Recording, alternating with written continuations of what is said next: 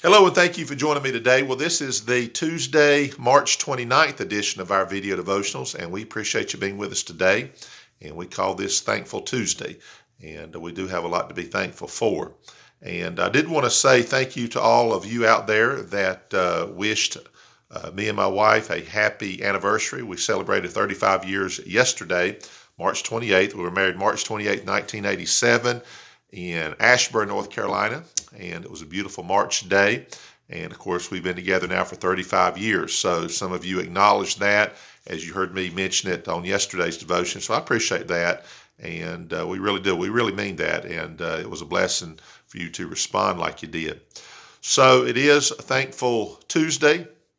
And we're thankful that we can do these devotions. We are very, very close now to our 2-year anniversary of these devotions. I think that occurs, let me look at my calendar over there. I think that occurs on Friday. Yes, April 1st, 2020, we began these in response, of course, to the pandemic and all that happened.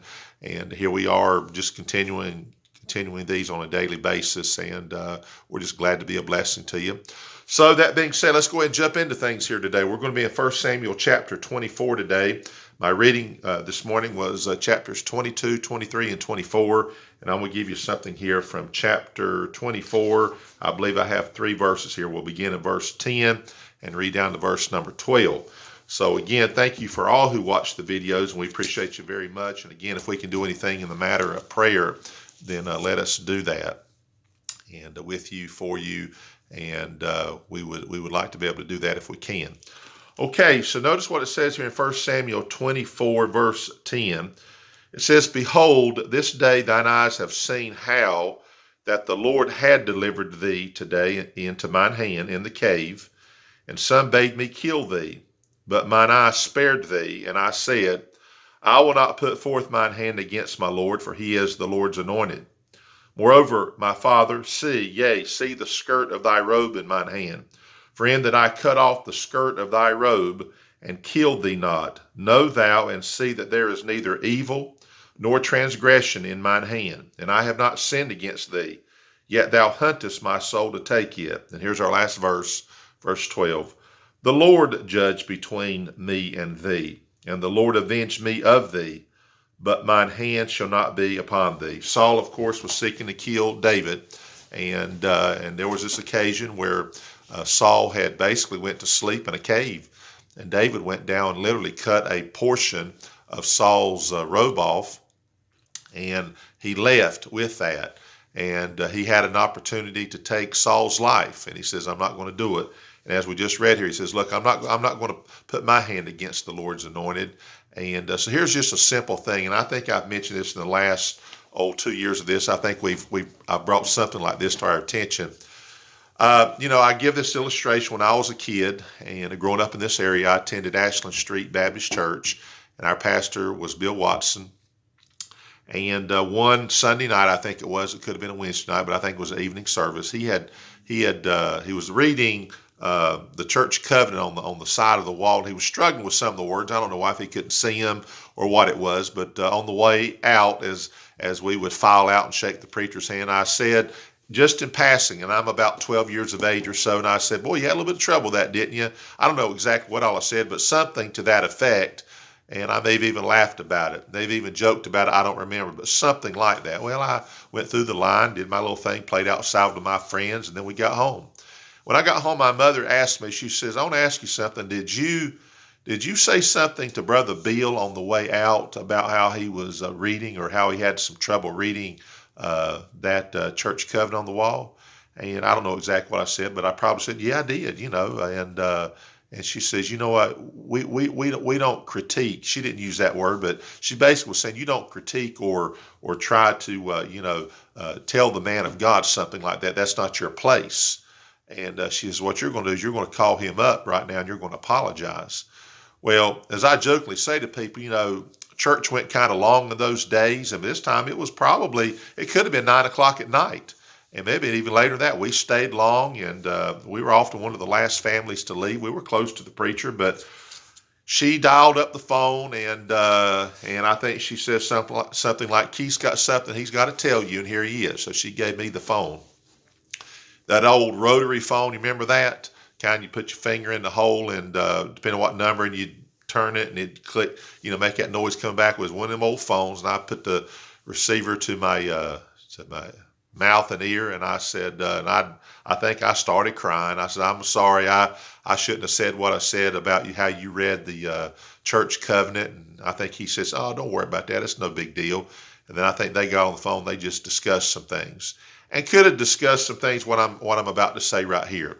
Now, I'm a preacher now, and I don't regard myself superior to anybody. I really don't. And some people may take that. I believe that if God has given you a leadership position, whether you're a preacher, you're a dad, you're a boss, you're an employer, whatever it might be, you're in a leadership position. And when you're in a leadership position, number one, not everybody's going to understand that, how you lead, and sometimes people may not like how you lead. Whatever the point is, I understand as a leader. Now, I'm a preacher, and this is kind of directly related to this. I don't ask people to give me special favor because I'm a preacher, but here's one thing I do know. I do know in this case here, David, I suppose could have had a right to take King Saul's life because he literally was seeking to kill him.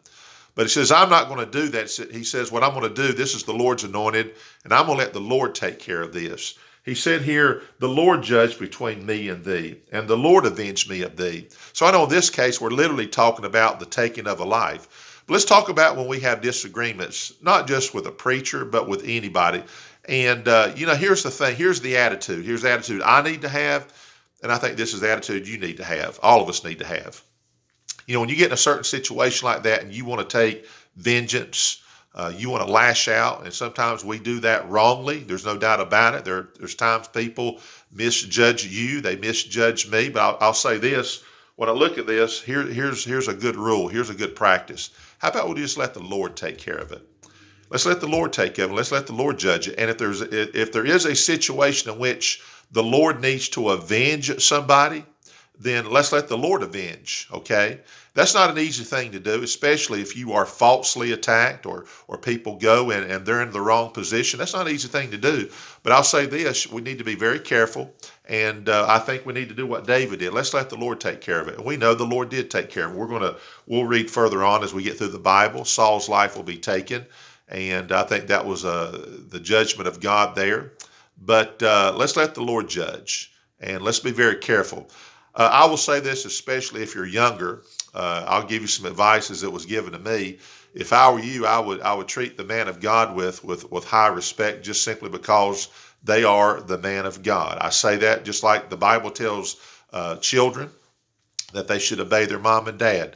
Is a mom and dad superior beings to other people? No, but they are your mom and dad. They're the people that God's given you, and they've been given to you so that they can help you grow and be who you need to be as you grow up, and certainly to be all you need to be for the Lord.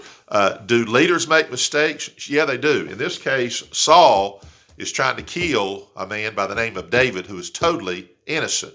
Now, he was wrong. There's no doubt about it, he was wrong. However, David says, you know what, I'll let the Lord take care of this situation.